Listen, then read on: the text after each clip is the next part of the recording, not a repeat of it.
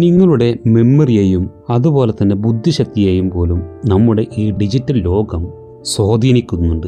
എന്നുവെച്ചാൽ നിങ്ങളുടെ കൂട്ടത്തിൽ പുസ്തകം വായിക്കുന്ന ഒരാൾ ഉണ്ട് എന്നുണ്ടെങ്കിൽ അയാളുടെ ബുദ്ധിയും അതുപോലെ തന്നെ നിങ്ങളുടെ കൂട്ടത്തിൽ പോഡ്കാസ്റ്റുകൾ, ബുക്കുകൾ റീഡ് ചെയ്യുകയാണെങ്കിൽ തന്നെ PDF ബുക്കുകളെല്ലാം റീഡ് ചെയ്യുന്ന ആളാണ് എന്നുണ്ടെങ്കിൽ അവരുടെ മെമ്മറിയും വലിയ വ്യത്യാസമുണ്ടായിരിക്കും. പുസ്തകം വായിക്കുക എന്നുള്ളത് ഫിസിക്കലായിട്ടുള്ള പുസ്തകം ആണെങ്കിൽ അതിൽ പല തരത്തിലുള്ള മെമ്മറിയും കടന്നു വരുന്നുണ്ട്. സ്പേഷ്യൽ മെമ്മറിയും, ഷോർട്ട് ടേം മെമ്മറിയും, ലോങ് ടേം മെമ്മറിയും, അങ്ങനെ ഒരുപാട് ഓർമ്മകളുടെ സ്വാധീനം ഫിസിക്കലായി പുസ്തകം വായിക്കുന്ന ആളുകൾക്കുണ്ട് എന്നാണ് പറയുന്നത്. PDF, ഡിജിറ്റൽ മീഡിയകൾ ഇതെല്ലാം ഉപയോഗിക്കുന്നവർക്ക് ഇത്തരം മെമ്മറികളെല്ലാം വളരെ കുറവായിരിക്കും. ഇത് വെറുതെ ഒരു പ്രഡിക്ഷൻ അല്ല. പഠനങ്ങളുടെ അടിസ്ഥാനത്തിൽ തന്നെ ഇത്തരം വ്യത്യാസങ്ങൾ മനുഷ്യരിലുണ്ട്. ഇത്രമാത്രം ആലോചിക്കുക. ഒരു 10 വർഷം മുമ്പ് 10 അക്ക മൊബൈൽ നമ്പർ മനഃപ്പാഠമാക്കുക എന്നുള്ളത് വലിയ പ്രയാസമായിരുന്നില്ല. മിനിമം 5 മൊബൈൽ നമ്പറെങ്കിലും എല്ലാവർക്കും അറിയാമായിരുന്നു.